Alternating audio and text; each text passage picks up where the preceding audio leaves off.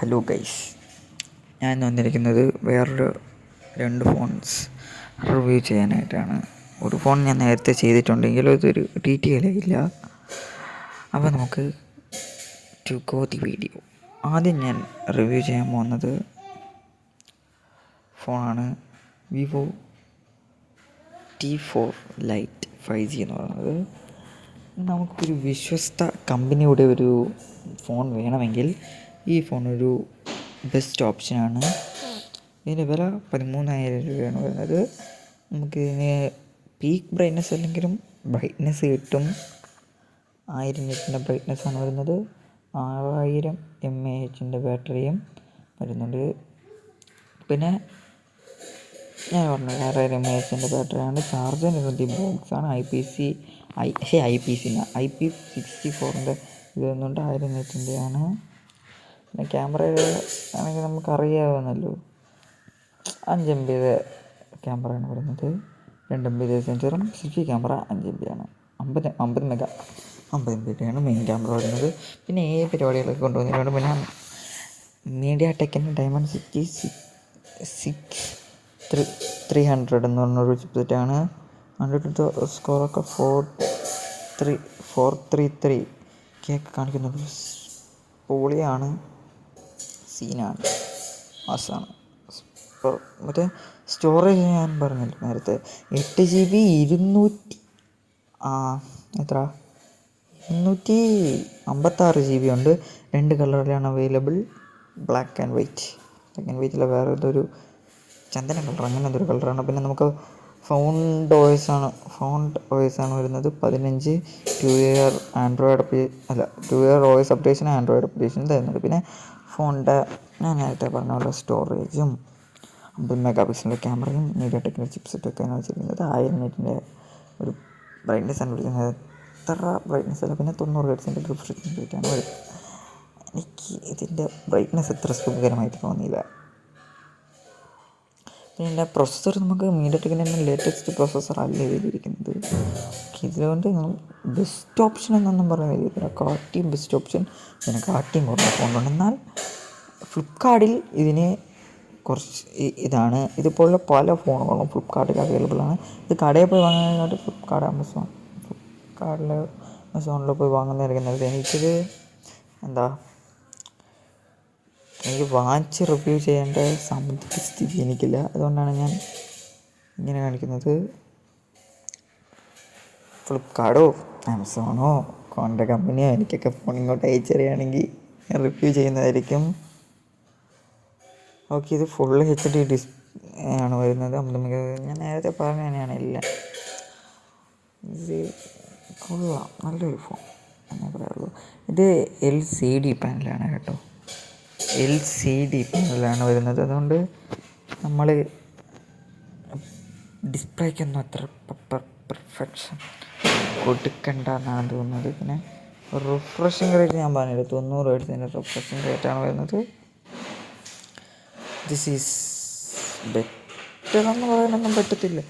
144 Hz refreshing rate തരുന്ന phone ഇതിനെക്കാട്ടിയും കുറഞ്ഞ വിലയ്ക്ക് ഞാൻ കഴിഞ്ഞ വീഡിയോയിൽ പറഞ്ഞിട്ടുണ്ടായിരുന്നു ആ ഫോൺസൊക്കെ ഉണ്ട്. എന്നാൽ ഇതിൻ്റെ വെയിറ്റും ഹെവിയാണ്. 6000 mAh battery is okay, but കുഴപ്പമില്ല, നല്ല സാധനങ്ങളായിരിക്കും ഇരിക്കുന്നത്. പിന്നെ ഞാൻ നേരത്തെ പറഞ്ഞ വീണ്ടും പറയാണ്, നമുക്ക് കുറേ ഫോൺസ് ആമസോണിലൊക്കെ അവൈലബിളാണ്. ഇപ്പോൾ നല്ല വിലക്കുറവിലാണ് ആമസോൺ വിൽക്കുന്നത്. അതുകൊണ്ട് നിങ്ങൾക്ക് വാങ്ങാവുന്നതാണ്. അടുത്ത ഫോൺ ഇതിപ്പോൾ ഞാൻ പറഞ്ഞതാണ്. ഈ ഫോൺ ഇപ്പോൾ കടയിലൊക്കെ പോയി 15,000 രൂപ കഴിയും. എന്നാൽ ഇതിൽ 13,000 രൂപയ്ക്ക് ഇതുണ്ട്. പിന്നെ ഓപ്പോ K30 ടർബോയ്ക്ക് 30,000 രൂപയാണ് കടയിൽ പ്രൈസ്. ബട്ട് ഇതിൽ 23,000 രൂപയ്ക്ക് കിട്ടുന്നുണ്ട്. എൻ്റെ ഫീച്ചേഴ്സൊക്കെ ഞാൻ നേരത്തെ പറഞ്ഞതാണ്. നിങ്ങൾക്ക് ഇതിൽ കാണുമ്പോൾ തന്നെ അറിയാം മീഡിയാടെക്കിൻ്റെ ചിപ്സെറ്റാണ് ഇരിക്കുന്നത്. മീഡിയാടെക്കിൻ്റെ ഏത് ചിപ്സെറ്റ് എന്നാണ് തോന്നുന്നത്. മീഡിയാടെക്കിൻ്റെ ചിപ്സെറ്റ് ഇവിടെ ഇനി വരും. അപ്പോൾ ഞാൻ കാണിച്ചാൽ മീഡിയാടെക്കിൻ്റെ ഡയമൻസിറ്റി 80 എന്തുവാണ് ഇരിക്കുന്നത്, 84 1 മിനിറ്റ് നോക്കട്ടെ. മീഡിയാടെക് ഡയമൻസിറ്റി 8450 എന്നാണ് ഒരു ചിപ്സെറ്റാണ് ഇരിക്കുന്നത്. First latest chipset of MediaTek. Okay, ഇതിൽ ഡിസ്പ്ലേ വരുന്നത് AMOLED ആണ്. ഇതിൽ വരുന്നത് 1.4K AMOLED സ്ക്രീനാണ്. 1.07 മില്യൺ കളേഴ്സ് ഇതിൽ ആഡ് ഉണ്ട്. What is good price for ever. ഒരു ഫാനുണ്ട്, എല്ലാം ഉണ്ട്. ഇത് ഹെവി വെയിറ്റാണ് കേട്ടോ. 2.202 ഗ്രാം എന്നൊക്കെ പറയുന്നത് ഒരു ഹെവി വെയിറ്റായിട്ട് എനിക്ക് തോന്നുന്നുണ്ട്. ഡിസ്പ്ലേ ടൈപ്പും റെസൊല്യൂഷൻ ടൈപ്പും ഒക്കെ ഫുൾ HD ആണ്. No fear. സോറി, ഞാൻ നേരത്തെ പറഞ്ഞ ഓപ്പോ K33 ഒരു 1.6 മില്യൺ കളേഴ്സ് അല്ല, വേറെ എന്തോ ആണ്.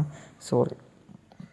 പിന്നെ ഞാൻ ഇപ്പോൾ കാണിച്ചില്ല ഒരു പോക്കോയുടെ, അതിൻ്റെ പഴയൊരു വിവോയുടെ T3, അതിൻ്റെ പഴയൊരു സീരീസ് ഉണ്ടായിരുന്നു 3-4. ആ ഫോണിൻ്റെ ഒരു കോപ്പി എന്ന് പറയാൻ പറ്റുന്ന ഒരു ഫോണാണിത്. കണ്ടു ആ ഫോണിൽ ഈ ഫോണിൽ. പിന്നെ മാറ്റം ഞാൻ പറഞ്ഞുതരാം. പ്രോസസ്സർ, ഇതിൻ്റെ വില എന്നൊക്കെയാണ് മാറ്റം. സ്റ്റോറേജൊക്കെ സെയിമാണ് കേട്ടോ. പ്രോസസ്സർ എന്നതാണ് മാറ്റം. എന്നാൽ ഈ ഫോണും കൊള്ളാം. ഇതിൻ്റെ വിലയും മാറ്റമുണ്ടോ? അത് ഞാൻ 10,000 രൂപയ്ക്ക് എന്താണ് വാങ്ങിച്ചത്. That was good. ഇനി നമ്മൾ പറയാൻ പോകുന്ന ഫോണാണ് ദി വേൾഡ് സ്ലിമ്മസ്റ്റ് ഫോൺ. ഞാനത് കഴിഞ്ഞ വീഡിയോയിൽ പറഞ്ഞിട്ടുണ്ടായിരുന്നു, എന്നാൽ അതെനിക്കത്ര എക്സ്പ്ലെയിൻ ചെയ്യാൻ പറ്റിയില്ല. ഇത് സ്ലിമ്മസ്റ്റ് എന്നൊക്കെ പറഞ്ഞു 156 ഗ്രാമേ ഉള്ളൂ. 5.92, അതായത് 6 മില്ലിമീറ്റർ തിക്നെസ്സാണ് ഇതിന് വരുന്നത്. എന്ത് സീന് ഫോൺ നോക്കി. പിന്നെ ഒരു മൂഡ്ലൈറ്റ് ഡിസൈനാണ് വരുന്നത്. ക്യാമറയുടെ ഒരു പൊളിയടി. പിന്നെ ഇത് AMOLED ആണ് കേട്ടോ. ഒരു രക്ഷയുമില്ല. മരക്ക് എങ്ങനെയാണെന്ന് തുറക്കുന്നുണ്ട് ടെക്നോ. ഇത് നമ്മളെ 144 ഹെർട്സിൻ്റെ റിഫ്രഷിങ് റേറ്റ് വരുന്ന ഫോണാണ്. 4500 പീക്ക് നെറ്റ് ആണ് ഇതിൻ്റെ ബ്രൈറ്റ്നെസ് എന്ന് പറയുന്നത്. നല്ലൊരു ഗൊറില്ല ഗ്ലാസിൻ്റെ സപ്പോർട്ടിങ് വരുന്നുണ്ട്. പിന്നെ സ്മൂത്ത് ടച്ചാണ് കേട്ടോ. സീനാണ്. സ്ക്രാച്ചസ് പവറായിട്ട്. ഇതൊരു കൗഡ് ഡിസ്പ്ലേ ആണ്. IP64 വരുന്നുണ്ട്. പിന്നെ ഇതിൽ LHD വരുന്നുണ്ട്.